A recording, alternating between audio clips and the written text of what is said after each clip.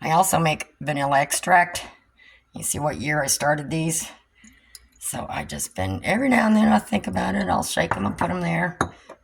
So I'm hoping they'll be done by the end of this year. And you can tell by when you open it up and smell it, as long as you can't smell the alcohol anymore. But those are, and these are, I got, I made the bigger bottles instead of the smaller bottles, so it's going to take longer. I may go with the smaller bottles next time. So, and I make those, and the bigger they are, now you know why real vanilla costs so much at a store. Okay, I'm out in the garage.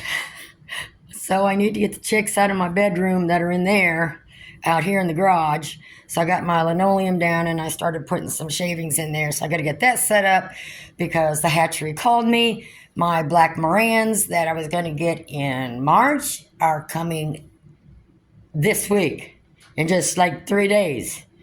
And I wasn't ready to have 2 batches of chicks at the same time, but there's a first for everything. So I'm going to get the 2-week-olds out here in the garage, get everything set up, get their heat plates and all that set up.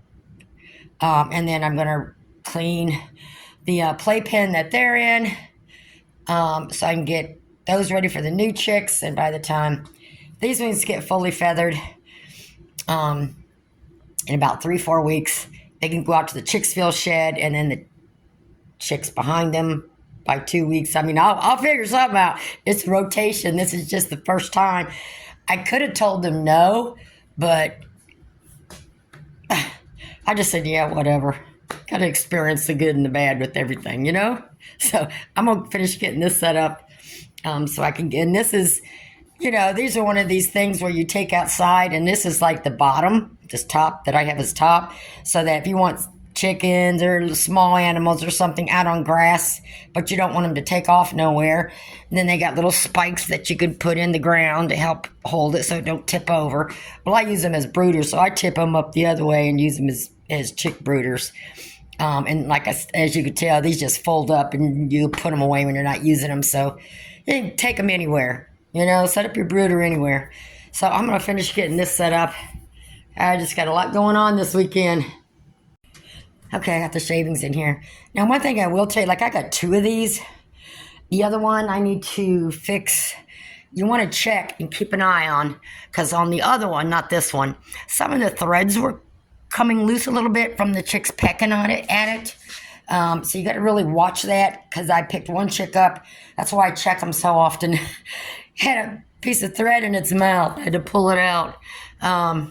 So I just make sure there's no loose threads anywhere around here. Before I put them in here, I may think about putting some duct tape or something like that around there that they cannot peck through. So it's just the little things you don't think about until your chick lets you know about it. You know what I mean? Things you don't think about. That's the only thing with those. But like I said, as long as you just keep an eye on them and you're aware of any loose threads. That's one reason, like the playpen, I've got the cardboard around the edges so they don't peck at the material stuff, screen-like stuff. So I just look every time I use it, and every time I come in here, I just look for loose threads.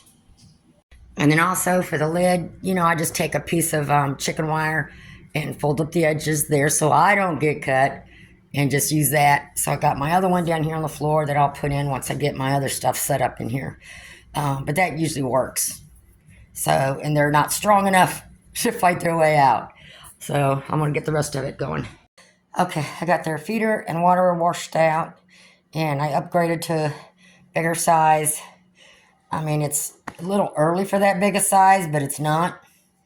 And then I've got the heat plate on, warming up, and I just can't get out of the fact of using a pad at least underneath the heat plate, because that's the majority of place that they stay, and so it's easier to pick up the majority of the poo-poo, with the pad. The rest of it I'm not putting on there. They're gonna mess it up.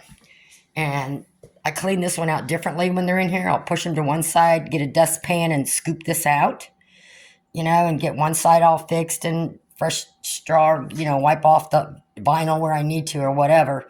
Get this side done. And then I'll push them on the clean side and I'll do that side. So, because this is just way too long. I even had plastic in the other one, and just to try to get it rolled up as big as it is, it was just a challenge. So it's easier for me to just do half and then the other half. And then since they're in the garage, I went and got my oil heater and got it on. I'm scared of, heat lamps in the house. And those other electric ones you plug in, those smaller ones, those are just, I've had them kick off the electric. So I'm not using them. I quit using them. And I got their little light here because sometimes it's not that bright in the garage here. They'll still have their night light. Normally what I do is I point this light here down on the ground so there's enough night light so I don't have to do the other lantern thing. So as soon as this stuff dries, I'll probably have them in here this evening because it's going to take me a good hour just to clean out that playpen and get that ready for new chicks. I'll probably do that like before, put the new chicks in the smaller brooder and then switch them over to the playpen in a couple weeks. We'll see. So now I've got 2 batches of children to take care of. All right, I got everything set up. I did put their feeder on a tray. Maybe I can catch some of the feed they kick out so it don't all go in the the shavings. And I put a little piece of wood. It's actually a door or something underneath the water. I bring it up a little bit. Not that it's going to stop getting the shavings in there. But if I put it right down on the shavings, it just takes seconds. And then I got a couple perches here. This one's still drying. So I'm not going to put them in here yet. It's not really that bad in the garage here. And like I said before, just spray foamed in the walls in the garage, just like the house is attached to the house, this one. And so it's not too bad out here. So I think this will work. And like I said, I went to bigger feeder and waterers, make it last a little longer. So we'll let that heat up. I may have to bring the other one in from, I think I have the one with the other kind of legs on it out in the garage because that's as tall as that one gets. So I'll have to go see. Okay, I did go out to the where I had that stored. I think that's the biggest one they make. But anyway, see how much higher up I can get that. I still got another inch to go if I need to. But that's good enough because they're older. That way they can walk underneath it. You can still sleep enough heat there. It's actually gotten a lot warmer in here too because of that there. So I'm going to wait till some of this dries a little bit more. And I need to take a break. And then I'll bring them out here. And I got the smaller brooder set up. I just have to put their feed and water in here, which is going to be about 3 days before they're here. So, I've got time for that. And like I said, these ones with these kind of legs, you can go up and down a little further than the other one. I may get the other one. I may swap this one out too and get the one that's a little wider. I think I got 20 chicks coming in. So I'll probably swap that out with the one I had in the garage that I swapped out with the biggest one. So it's always good to have, I got like 5 of these different sizes, different makes and stuff. I think 2 of them are the same. And then there's 3 of these that are all different. Okay, I got them all in here.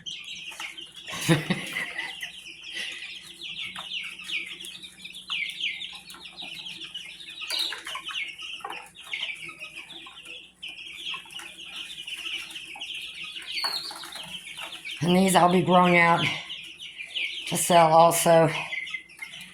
But it's going to be a little bit. Yes, it is. Okay, let me get this top of this, like that one, back on top of this one. And when I went in there to get them, one of the buffs was sitting on the edge of the playpen. So they're starting to jump a lot higher. So I'm going to get the top on this side. And let them get used to everything first. Pretty much the same amount of room.